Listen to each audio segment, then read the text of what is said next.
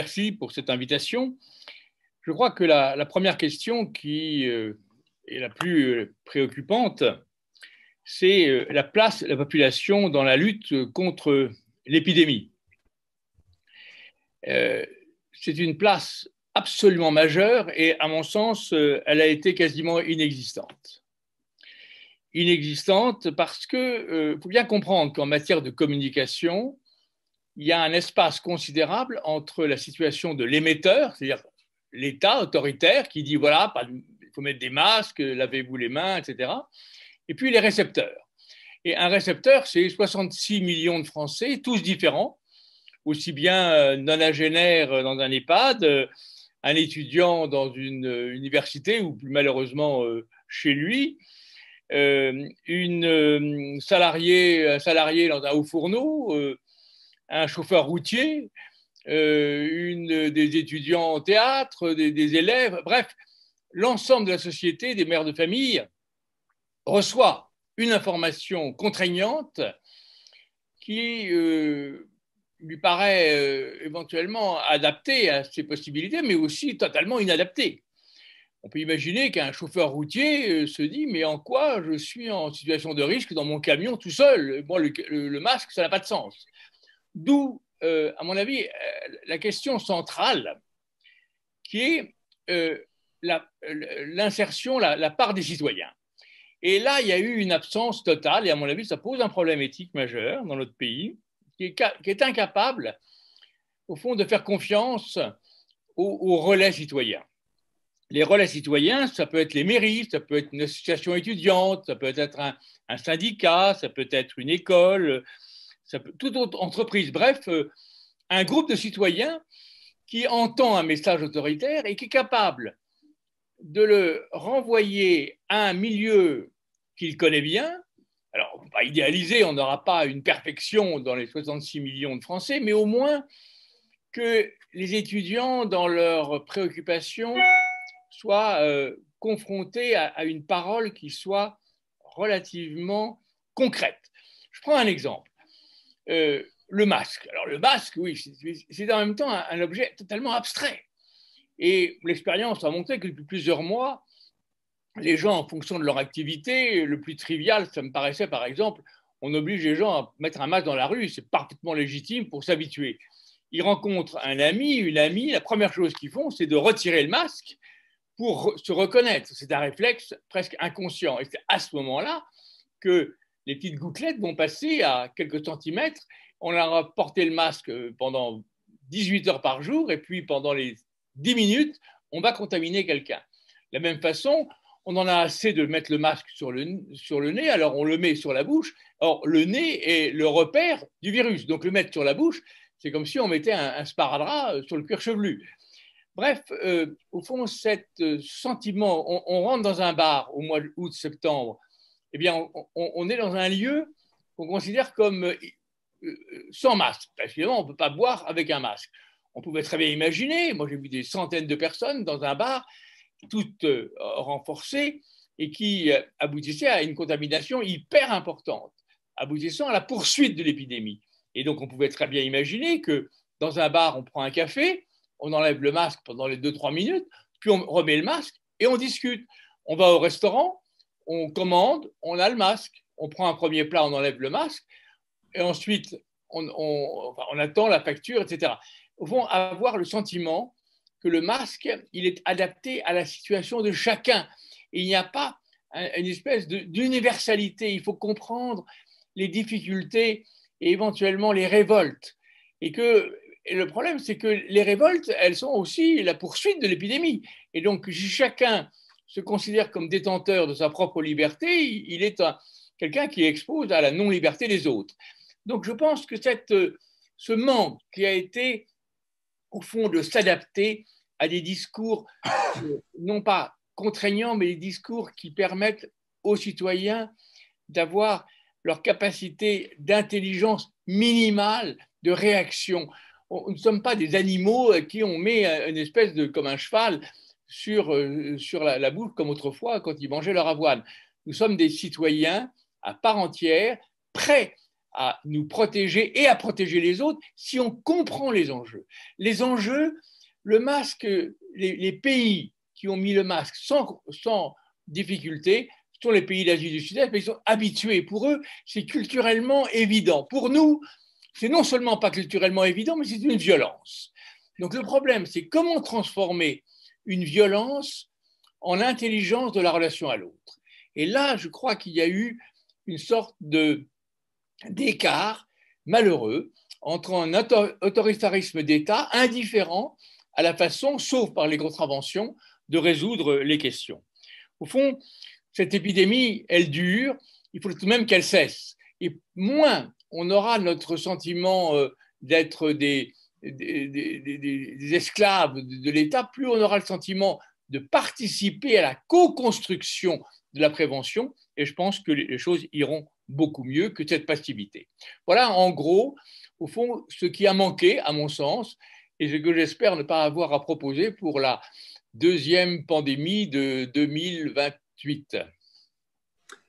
Merci beaucoup, professeur Sicard, pour ces éclairages qui situent clairement le rôle du citoyen comme personne actrice et pas simplement réceptacle de consignes et de contraintes.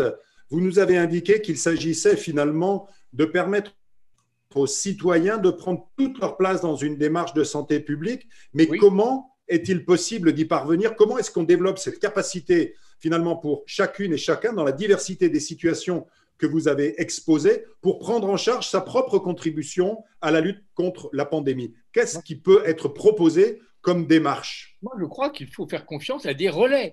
C'est-à-dire que ce soit dans les petits villages, on demande aux maires de faire des réunions régulières avec les administrés.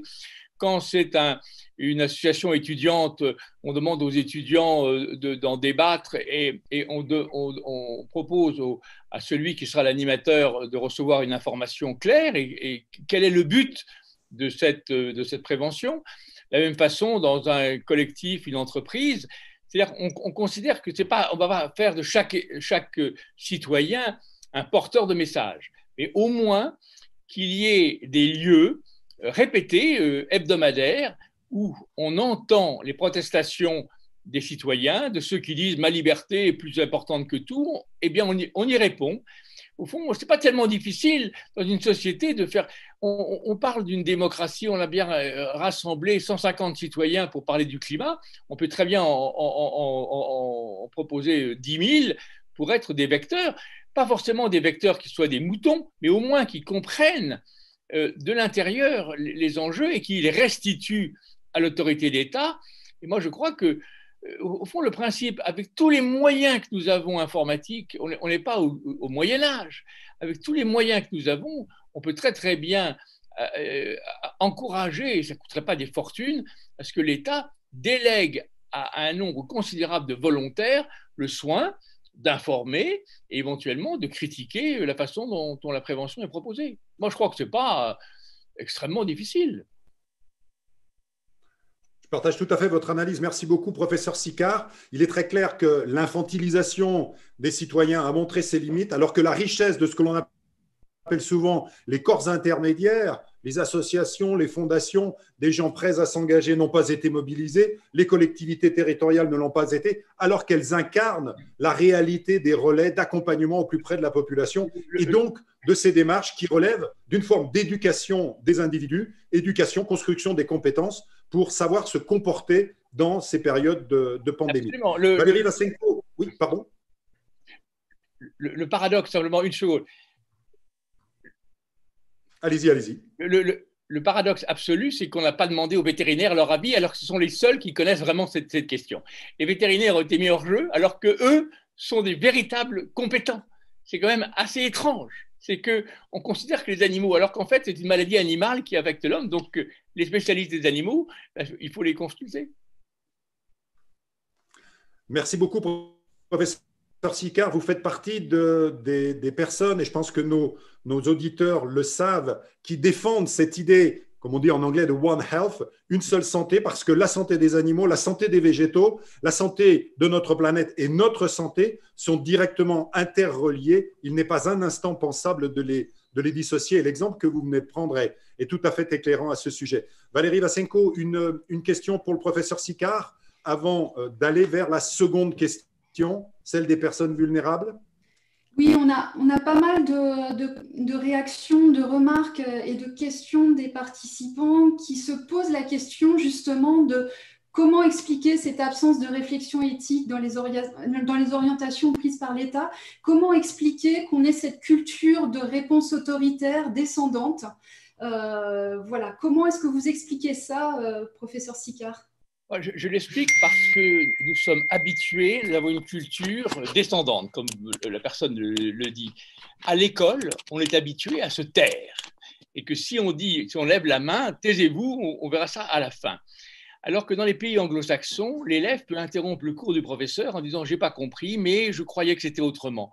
Au fond, notre culture française est une culture de la réception et qu'on n'est pas habitué à prendre la parole, on n'est pas habitué à s'exprimer et on a l'impression qu'on ne peut s'exprimer que par la violence. Alors là, dans la rue, on est les plus champions du monde, mais parce que c'est au fond, comme on n'a jamais de possibilité de pouvoir exprimer calmement son ressentiment ou ses critiques, je crois qu'on est un pays qui n'est pas habitué à prendre en compte celui à qui on parle.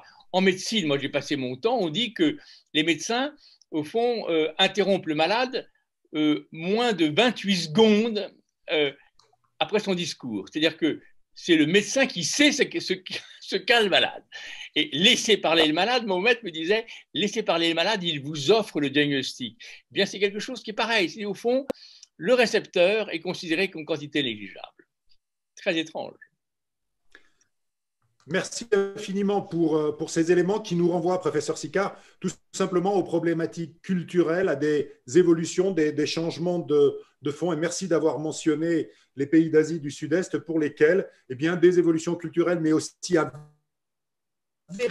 véritable travail d'éducation des acteurs de la santé publique, des systèmes éducatifs a permis d'évoluer dans ce domaine-là. Merci beaucoup. Je vous propose maintenant de passer à la seconde question. C'est celle qui a le plus mobilisé nos participants, c'est celle de la question des publics, des personnes vulnérables. En effet, vous le savez, dans le but de limiter le nombre de contaminations et d'hospitalisations liées au Covid, des mesures qui semblaient contraires à la santé ont été mises en œuvre. En effet, des personnes âgées dont on sait l'importance, pour lesquelles on connaît l'importance des enjeux sociaux, se sont trouvées isolées dans des EHPAD. Des familles vulnérables se sont trouvées confinées dans des appartements surpeuplés, de petite taille, des enfants privés d'aller à l'école, alors même qu'il s'agit souvent, pour des raisons de maladie chronique, pour des raisons de vulnérabilité sociale, ceux qui ont le plus besoin de l'école pour réussir. Il s'agit pour nous d'interroger cette démarche et finalement d'interroger cette contradiction apparente en tant que professionnel de santé, professionnel du social, professionnel de l'éducation. Comment agir? Comment penser cette question de la vulnérabilité, professeur Sicard? Penser un coup d'avance. C'est-à-dire, je prends l'exemple des EHPAD. Moi, j'ai été bouleversé par les EHPAD parce qu'une personne en EHPAD, c'est la dernière demeure de sa vie. Les derniers échanges avec sa famille, c'est tellement plus important que la mort, paradoxalement. Tellement plus important que la santé de ne pas attraper le Covid, qu'avoir incarcéré les personnes âgées dans les EHPAD et pour que leur fin de vie se passe dans le silence absolu et que même leurs obsèques soient complètement clandestines, pour moi, c'est une violence citoyenne absolument insupportable. D'autant plus, et c'est le paradoxe, que ceux qui contaminaient les personnes âgées, c'étaient les soignants qui eux-mêmes, ayant leur vie à l'extérieur et rencontrant beaucoup de gens et passant d'un malade à l'autre ou d'une personne âgée à une autre, étaient les contaminants, pas forcément les familles. Et certains établissements d'EHPAD se sont quasiment même eux-mêmes sont restés avec les personnes pour ne pas les contaminer. Un geste d'une grande générosité, et pas forcément universalisable. Mais on aurait pu imaginer que les personnes, les aides-soignantes, les infirmières, soient sans arrêt testées et trouver des systèmes, là encore, on a l'informatique et que, bien sûr, on peut imaginer que pendant quelque temps, on pourrait donner à ces personnes, au moins sur le plan cognitif, des appareils pour qu'elles puissent communiquer avec leur entourage. Alors, et pour les personnes en situation d'Alzheimer, parce qu'il y en a quand même un assez grand nombre, trouver des moyens dans une petite pièce à part et enfin, se mobiliser et peut-être, tant pis, on aurait les contaminations. Mais pouvoir avoir, au fond, ne pas éviter les infections, parce que les EHPAD, on a eu plusieurs dizaines de 15 à 20 000 morts, et on a empêché ces personnes âgées. Je trouve que là, il y a une violence éthique et institutionnelle, pour moi, qui me paraît insupportable. De la même façon, je trouve que quand dans le département de Saint-Denis, quand vous avez 7 habitants dans un 30 mètres carrés, où vous avez des pauvres migrants qui sont à la rue et qui s'enferment pour se faire au chaud, eh bien, ils vont eux-mêmes à leur insu ou à leurs dépens maintenir une contamination. Donc, je crois que certains pays, en particulier l'Allemagne, ont été dans ces lieux en priorité. Au lieu d'aller aux Champs-Élysées ou d'aller dans les grands hôpitaux, dans les grands CHU, on va à Saint-Denis avec une petite camionnette, comme on le faisait autrefois pour s'occuper des personnes SDF dans la rue. On va les tester sur place avec un résultat 24, 48 heures après. Le jour où il y en a un qui est contaminé, on va dans un hôtel Accor qui est vide. Et donc, on s'arrange pour considérer que la priorité, c'est la personne vulnérable. Ce n'est pas la personne comme moi, qui bourgeois, qui n'a pas de risque à un appartement correct à Paris. C'est ma responsabilité de ne pas me contaminer. Quand les personnes sont en situation de ne pas pouvoir se protéger, c'est là où il faut les aider. Et je trouve que, au fond, ce concept d'aller d'abord vers les personnes plus vulnérables et non pas à titre compassionnel. On n'est pas là pour dire en plus on va s'occuper des personnes vulnérables. Non, c'est la priorité, c'est elles qui vont payer le prix le plus fort, et c'est pour ça qu'il faut une mobilisation. Mais cette mobilisation, elle ne peut pas s'inventer, chacun ne peut pas prendre sa voiture et aller à Saint-Denis. Là, il y a des activités d'État qui ont, à mon avis, manqué. De la même façon, pour les personnes qui ont, on a découvert à la radio, au scanner, un petit cancer du pancréas. On sait qu'un cancer du pancréas, malheureusement, c'est quelques mois de survie. Eh bien, on dit, ah non, vous reviendrez dans 2 mois. Mais c'est une condamnation à mort. Et donc, il y a quelque chose qui est insupportable quand dans un hôpital, on considère que les malades qui n'ont pas Covid n'ont aucun accès. Il y a une sorte de fermeture de l'accès à des urgences vitales pour les personnes qui à ce moment-là en ont le plus besoin. Et le paradoxe, c'est que les personnes qui pourraient bénéficier de l'hôpital avec leur cancer du sein, du pancréas, du côlon, etc., vont éventuellement mourir, alors que les personnes qui auront un petit Covid sont considérées comme des privilégiés. Là, il y a quelque chose qui est déconcertant. Je crois que la notion de vulnérabilité pour les personnes en situation de handicap, elle n'a pas été pensée. Quand je suis destinataire chaque semaine des statistiques d'accueil des personnes en situation de handicap dans les hôpitaux, par les médecins praticiens, dans tous les établissements. Depuis le mois de mars 2020, ces personnes ont été abandonnées. C'est-à-dire qu'elles n'avaient plus accès. Ah ben non, écoutez, vous avez votre maladie, c'est pas urgent, repassez dans 3 mois. Donc cet abandon, or, les efforts, le maintien fonctionnel de ces personnes qui avaient, au bout de 1 ou 2 ans, récupéré leurs bras, leurs jambes, eh bien, on leur dit non, attendez 3 mois, tout est perdu. Donc, au fond, la Covid, c'est ce que je crois, et je termine là-dessus, on sait que cette infection, elle est plus grave par la réponse immunitaire excessive qui va désorganiser l'organisme et être une espèce d'orage, on appelle ça un orage immunitaire.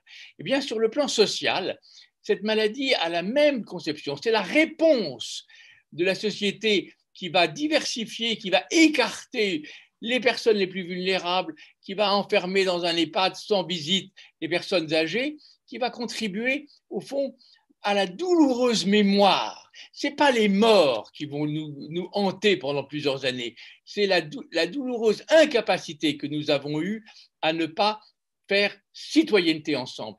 Là, il y a quelque chose qui, je pense, devrait nous révolter et peut-être nous apporter quand même une leçon citoyenne démocratique. Merci infiniment Didier Sicard pour ces éléments extrêmement profonds, extrêmement puissants. Agir au service des personnes vulnérables. Ce n'est pas juste pour elles, c'est pour l'ensemble de la société. Le fait de les avoir oubliées, sans doute même négligées, est un élément absolument incontestable. Valérie Vassenko, je me tourne vers vous maintenant pour les questions de nos auditeurs concernant ces enjeux de vulnérabilité, personnes âgées, personnes en situation de vulnérabilité sociale, personnes porteuses de maladies chroniques, de handicap. Quelles sont les questions de nos auditeurs? Oui, on a eu des réactions à votre propos, professeur Sicard. Une première réaction que je trouve très, très intéressante, qui invite à reposer finalement la question de la contagiosité et à faire le lien entre contagiosité et altérité, parce que finalement, c'est là-dessus que débouche votre propos. Je crois que c'est une excellente question, c'est la question fondamentale, la question centrale. Oui. Et le drame de cette maladie, c'est qu'elle est dans 70% totalement invisible. Il n'y a pas le moindre symptôme, il n'y a même pas le nez qui coule ou l'œil qui pleure, ou il n'y a rien. Donc le problème, c'est d'arriver à convaincre que l'autre, que soi-même, on est contaminant possible, potentiel. Et que l'autre peut être contaminé et que l'autre peut être contaminant pour soi, même s'il a 18 ans, en pleine forme, roulant les biceps, femme ravissante, éblouissante, qu'elle est bourrée de virus. Et moi, j'ai un peu regretté qu'on n'ait pas utilisé d'autres marqueurs, et je me suis beaucoup battu, pour moi c'est un échec. Par exemple, dans les eaux usées, on sait avec une précision remarquable depuis le mois de mars s'il y a beaucoup de virus qui circulent, un peu moins, un peu plus. Et on pourrait imaginer qu'en fonction de cette information, 5 ou 6 jours avant que l'épidémie reparte, cette information nous dise que le masque, le port du masque est une forme de citoyenneté et que le rapport à l'autre passe par le masque. C'est peut-être contraignant, ça peut paraître idiot, et en même temps, au fond, protéger les autres, en même temps que se protéger, rend un peu dévastateur les propos de quelques personnes qui disent c'est ridicule, tout ça. C'est absurde. Quand je vois même Didier Raoult qui commence à dire que le masque n'est pas forcément fondamental, ça, ce sont des propos terrifiants, qui sont des propos mortels et mortifères. Je crois que l'altérité, elle passe par la conscience de l'autre. La conscience de l'autre, c'est je ne suis pas seul sur Terre. Je suis au sein d'une communauté humaine qui a les mêmes droits et mêmes devoirs que moi. Et par conséquent, ne pas se poser des questions philosophiques sur un rapport à l'autre qui serait un rapport qui détruirait ma liberté. Je crois qu'au fond, les pays qui ont les mieux réussi, c'est les pays qui ont adopté cette protection par le masque et ce lavage des mains comme un nouvel habit, bon, pendant 1 an. Et puis, mieux on le fait, plus on se protège. Le faire de façon négligente aboutit à cette prolongation pendant des mois et des mois.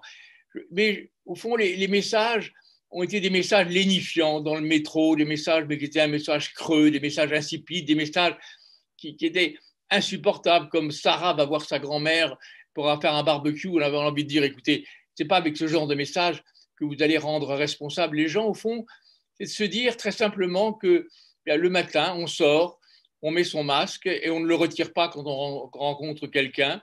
Et quand on rentre chez soi, éventuellement, si on est avec des enfants qui sont à l'école, on demande aux enfants peut-être de maintenir le masque. Peut-être ça va durer quelques semaines, vers quelques mois, c'est quand même pas un drame. Il ne faut pas en faire une sorte d'apocalypse, mais je crois que l'altérité, elle repose sur cette, au fond, insertion du masque dans ce rapport à l'autre. Merci beaucoup, professeur Sicard. Une autre question, puisque vous avez abordé le volet international.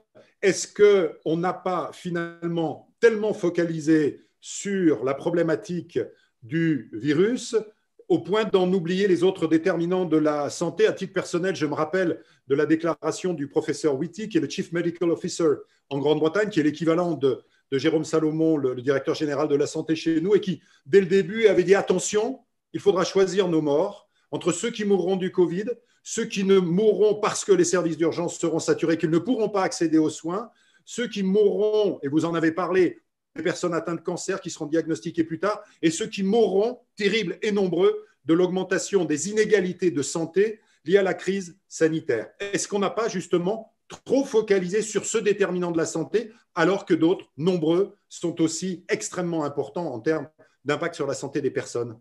Oui, et je trouve que, par exemple, quand quelqu'un est pris en charge dans un CHU ou dans un hôpital universitaire, un hôpital général, et que manifestement il a besoin d'avoir un avis extrêmement rapide, on peut le renvoyer sur une structure qui n'accueille pas des malades atteints de Covid. Et il y en a plein. Et il faut faire un échange, mais on n'est pas prisonnier de l'hôpital Cochin, l'hôpital Bichat, l'hôpital Saint-Louis. Et donc on peut très très bien imaginer que l'urgence de la vie prime le tri. Le tri n'est pas tellement le tri des malades en réanimation. Ça, ce n'est pas tellement un problème important. C'est le tri d'exclusion des malades indépendamment de l'urgence, comme si, au fond, la Covid finissait par tétaniser les esprits, comme s'il n'y avait même plus de réflexion et comme si avoir la Covid, c'était une carte de priorité. Et bien sûr, quand on a vu ces malades, quelquefois, en quelques heures, les choses vont très mal et qu'ils aillent en urgence à l'hôpital, c'est très bien. Mais pouvoir avoir transformé l'ensemble des hôpitaux en hôpitaux Covid fait qu'il y a des gens qui ont besoin d'avoir un avis chirurgie de l'œil pour ne pas être aveugle, d'avoir une chirurgie du cœur parce que leurs coronaires sont bouchés. On ne va pas attendre 15 jours parce que 15 jours après, ce sera au cimetière que l'opération se fera et non pas dans l'hôpital. Donc il y a tout à fait au fond, je trouvais qu'une autre violence. Au fond, ce qui m'a paru la plus terrible dans cette épidémie de Covid, c'est la violence institutionnelle. Et que plus une épidémie ou une pandémie est dramatique, plus il faut trouver des solidarités individuelles. Il faut trouver que chaque médecin généraliste aurait eu pour mission de trouver, et on aurait pu l'aider pour cela, d'autres possibilités. Éventuellement, on est à Nevers, eh bien, on va se faire traiter à Poitiers. On est à Paris, on va à Chartres, etc. Enfin, trouver les moyens et de ne considérer que l'urgence d'un dépistage, l'urgence d'une maladie cardiaque, pulmonaire, vasculaire, cancéreuse, justifie une prise en charge indépendamment de la pandémie. Et je trouve que là, il y a eu une sorte de césure, moi, qui me paraît être assez invraisemblable. En revanche, le tri dans les réanimations, je crois qu'on les a mis en évidence, je crois que c'est un peu excessif. D'une part, parce qu'on a eu la chance d'être heureusement sous la limite et qu'il est normal qu'une personne très âgée, non pas en fonction de son âge, mais elle est porteuse de tas de maladies, du rein, du foie, du cœur, la faire passer en réanimation pendant 20 jours, c'est la tuer de façon quasiment certaine ou la mettre en état séquelaire tel que la vie vraiment n'a pas beaucoup de sens. Et donc on peut imaginer que j'ai été frappé de voir que le tri dans les journaux sur le choix des malades en réanimation n'a pas beaucoup de sens parce que dans l'ensemble, les équipes médicales ont réfléchi, ont essayé de prendre plusieurs critères avant de dire non. L'intérêt pour cette malade, pour cette personne, ne vaut pas la peine. En revanche, à ma connaissance, je n'ai pas vu de tel concile de médecins en disant tel malade est prioritaire, il est non Covid, mais il est prioritaire. Et ça, je n'ai pas vu ça. Je n'ai pas vu nulle part d'assemblée, je n'ai pas vu une structure nouvelle, une plateforme qui dit tel malade, effectivement, on trouve un moyen de le prendre en charge. Eh bien, on lui paye le TGV et on l'envoie à Marseille, ou on l'envoie à Bordeaux, ou on l'envoie à Tours, ou on l'envoie à Lyon. Je trouve que là, on est dans un pays quand même où l'assurance maladie a ce caractère unique au monde d'être généreuse et en même temps unitaire. Et donc, on pourrait imaginer qu'être traité à Bordeaux, à Paris, à Lille ou à Marseille, c'est pareil. Et donc, on pourrait imaginer qu'il y ait eu des possibilités. À ma connaissance, il n'y en a pas eu. Merci beaucoup de ces éléments dont vous avez largement répondu à la troisième question que notre public avait fait émerger en amont. Professeur Sicard, cette crise a finalement modifié beaucoup d'équilibres. Qu'est-ce qu'on peut en attendre de positif pour l'évolution du système de soins et pour la santé publique en général sur la base de cette expérience, des difficultés qui ont été observées? Alors, il y a ce qu'on peut en attendre, il y a l'espérance et puis il y a l'inquiétude et que cette espérance et que cette expérience ne soit pas prise en compte, justement. Malheureusement, je n'en vois pas trop encore les prémices. La première expérience, enfin les trois thèmes dont je pense qu'ils devraient servir de tuteur à de futures réflexions. Un, la santé publique a quasiment disparu de notre univers. On ne s'intéresse plus à la santé des élèves à l'école, on ne s'intéresse pas à la santé des étudiants, parce que sur le plan mental, c'est un désastre. Un psychologue pour 30 000 étudiants. Aux États-Unis, Allemagne, c'est un psychologue pour 1000 étudiants. Donc, s'intéresser, au fond, à la santé publique, c'est-à-dire à la protection maternelle et infantile, à l'environnement des grossesses, et non pas on vous met au monde et puis basta, après l'enfant, élevez-le comme vous voulez. D'avoir le sentiment d'une prévention, de conseils qui ne sont pas autoritaires, mais qu'il y ait des conseils sur l'exposition aux polluants, l'exposition aux pesticides. C'est-à-dire, la santé publique, c'est quelque chose qui est une prévention. Or, nous n'avons pas la prévention, nous avons le principe de précaution, et qui est, à mon avis, un principe qui, au fin de compte, est délétère, parce qu'il donne l'impression qu'avec la précaution, on va protéger le monde. Ce qui protège le monde, c'est la prévention. Or, la prévention, c'est très difficile, parce que ça ne rapporte pas d'argent, ça coûte assez cher, et ce n'est pas financé. Et donc, la première, moi, si j'avais à tirer une première conséquence, créer une structure de santé publique digne de ce nom, avec des étudiants formés. Ils ne sont pas formés. Il y a pas, parce que être médecin de santé publique, c'est vraiment pas le meilleur. Il vaut mieux être chirurgien du cœur. C'est pas très prestigieux. Alors que pour moi, c'est très prestigieux. Aux États-Unis, c'est pas le meilleur système, hein, de loin de là. On le voit avec le président Trump. Mais au fond, il y a à Harvard une école de santé publique prestigieuse. Donc, il faudrait créer une véritable réflexion de santé publique. La deuxième espérance, ce serait que, comme vous le disiez, One Health, c'est-à-dire que vétérinaires et médecins travaillent ensemble avec l'INRA, et qu'il n'y ait pas ce sentiment toujours d'être dans une médecine humaine, mais qu'il y ait une véritable collaboration et un échange. Et peut-être la troisième question, c'est que nous avons en France un empilement de structures, comme si la solution des problèmes, elle résidait dans les ARS, l'HAS, l'ANAS, tous ces mots qui terminent par S, la santé, et qui finit par donner le sentiment que parce qu'on a une structure, on a des solutions. Or, l'empilement des structures fait que chacune est un peu rivale de l'autre et n'a pas la vision générale.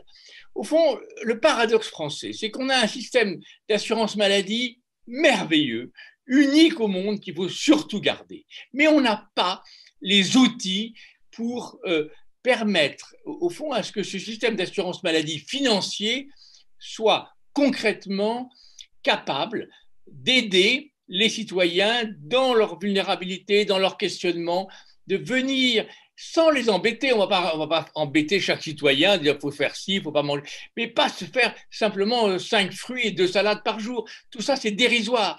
C'est d'être attentif à la souffrance dans les endroits les plus déshérités, qu'il y ait des lieux d'accueil, des maisons médicales, là où on en a besoin, et pas simplement faire des hôpitaux prestigieux. Au fond, moi j'ai toujours trouvé que l'accent a été posé sur les grandes thérapies, le cancer, les greffes, etc. C'est très bien, mais la santé publique, la santé collective, la santé individuelle, être un peu prospectif, avoir ce sentiment que, au fond, l'échec peut-être de cette épidémie en France, ça a été le sauve qui peut. Et ça n'a pas été, j'espère qu'il va falloir maintenant quelques temps pour repenser le problème et ne pas, par exemple, faire que dans un hôpital, les infirmières aient à remplir des tonnes de papier pour le financement de l'assurance maladie, mais qu'elles soient auprès des malades. Et là, il y a une réflexion, à mon avis, totalement à repenser la relation de la médecine aux structures qui sont des structures étouffantes, alors qu'elles devraient être des structures aidantes. Et moi, si j'avais le pouvoir, je mettrais tous les fonctionnaires de l'ARS dans les hôpitaux. Je les ferais travailler au sein même des malades pour qu'ils voient comment on peut recueillir des informations au sein même plutôt que d'attendre dans un établissement très luxueux, d'attendre des informations et de ponctionner les pauvres infirmières ou aides-soignantes dans leur acte quotidien. Je crois qu'il y a au fond, c'est une réflexion générale et qu'on a toutes les possibilités pour le faire. Mais encore, faut-il avoir le courage. Et là, ce n'est pas très facile parce qu'il y a tous les obstacles, les habitudes, les territoires, tout ça, tout le monde est très jaloux de ses pouvoirs. Et donc, je pense que peut-être qu'à ce moment-là, si la Covid avait ce sentiment qu'il fallait repenser totalement le système et pas faire un Ségur de la santé qui me paraît à peu près dérisoire, sauf pour avoir augmenté les infirmières, ce qui était vraiment, on aurait pu le faire sans Ségur de la santé, c'est tellement évident. Mais je pense qu'on n'a pas encore saisi, au fond, le changement de culture induit par cette Covid, je crois. Merci beaucoup alors, pour ces éléments d'analyse. La santé publique, effectivement, en France, est quasiment inexistante dans la réalité, finalement, de l'action en direction des populations. Espérons que la crise du Covid, qui a permis, finalement, de mettre en évidence les enjeux plus proximaux auprès des gens, puisse conduire à des changements dans ce domaine-là. Alors, nous abordons maintenant vraiment la dernière partie de ce webinaire. Avant de passer de nouveau la parole à Madame Ivasenko pour les questions, je voudrais vous inviter à répondre de nouveau à un WooClap et vous allez l'avoir à l'écran, www.wooclap.com/éthique-Covid, pour partager sur les approches qui peuvent permettre, selon vous, d'avoir une plus grande efficacité vis-à-vis de la population. Valérie Ivasenko. Oui, beaucoup de réactions qui posent la question, est-ce qu'on doit tout attendre de l'État? Les citoyens, les professionnels dans le secteur de la santé ne peuvent-ils pas prendre des initiatives? Qu'est-ce que vous en pensez, vous, professeur Sicard? C'est-à-dire que la connaissance de l'épidémie est quand même une connaissance scientifique et qu'il faut quand même comprendre ce que c'est qu'une gouttelette dans les sinus nasaux, quelle est la distance de transmission. On ne peut pas inventer naturellement la contamination, on ne peut pas la rêver. Il y a un certain nombre de faits réels et qu'il faut s'approprier et qui sont des faits assez simples. Et je trouve que l'écart qu'il pourrait y avoir entre la vérité scientifique et des discours un peu scabreux, un peu complotistes, etc., n'a pas de sens. Je crois que le problème, c'est comment la vérité scientifique en elle-même doit être admise, comprise et appropriée, et même qu'elle puisse être contestée. Mais elle peut être contestée comme les gens disent, la Terre est plate et qu'elle n'est pas ronde. On ne pourra jamais convaincre quelqu'un que la Terre est ronde alors qu'il pense qu'elle est plate. Donc, je pense que le citoyen, il est là pour s'approprier une parole scientifique détentrice d'une grande part de vérité quand même.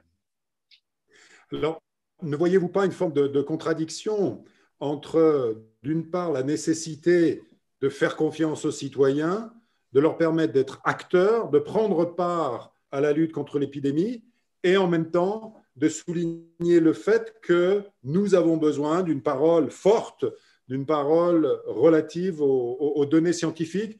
Professeur Sicard, c'est typiquement une question éthique. Comment on équilibre cette nécessité du partage d'une connaissance scientifique avec aussi la nécessité d'autonomie des citoyens sans cette ambition d'imposer à tous de penser de la même manière? Il y a un travail récent du professeur Nakache qui a démontré avec des radios, des IRM du cerveau, que devant une information relativement simple, celui qui l'écoute ou celle qui l'écoute va la recevoir de façon absolument hétérogène, c'est-à-dire différente selon les personnes, et qui va être persuadé que ce qu'il entend est la vérité, alors qu'il entend le contraire de ce qui est exprimé. Donc, au fond, l'idée qu'on va pouvoir rendre un monde universellement transparent est une illusion. Et c'est pour ça que je crois que entre le paternalisme autoritaire auquel nous avons été soumis et l'illusion d'une espèce de libertarisme au fond un peu gaulois, une espèce d'affranchissement, je pense qu'il y a place pour que l'ensemble des citoyens se posent la question de sa place dans la société. Et moi, je suis très frappé quand dans la rue, je vois, je sais pas, un groupe de personnes qui, sans masque, que je m'approche d'elles et que je leur dis, écoutez, bah, c'est pas très agréable, mais vous vous rendez pas compte que vous allez nous prolonger cette épidémie pendant encore quelques mois avec votre désinvolture. Faites comme vous voulez, mais enfin, je trouve que c'est pas sérieux. Dans l'ensemble, je me suis pas fait agresser, j'ai pas été knockouté, j'ai pas été au tapis.